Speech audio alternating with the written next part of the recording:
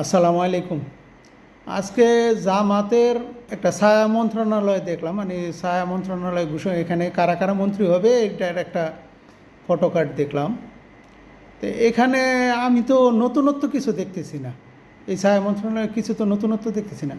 অন্য মন্ত্রণালয়ে যা আছে তাই হোক, কিন্তু গুরুত্বপূর্ণ যে দুইটা মন্ত্রণালয়, যেমন একটা হলো জ্বালানি, বিদ্যুৎ ও জ্বালানি মন্ত্রণালয়, এখানে একজন ব্যারিস্টারকে দিছে। এখানে একজন আইনজ্ঞর কী কাজ?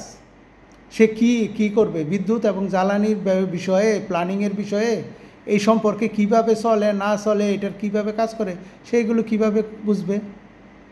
এখানে কি আইনের কোনো বিষয় আছে, নাকি তাকে টেকনিক্যাল বিষয়গুলো জানতে হবে যে কিভাবে জ্বালানিগুলো, একটা বিদ্যুৎ কিভাবে উৎপন্ন করা যায়, নব নব বিদ্যুৎ, এই জায়গায় এই সব বিষয়ে এক্সপার্টওয়ালাকে দেওয়া দরকার ছিল না? তারপরে আবার আসেন অর্থমন্ত্রী। অর্থমন্ত্রী কী দিছে? একজন ব্যবসায়ী।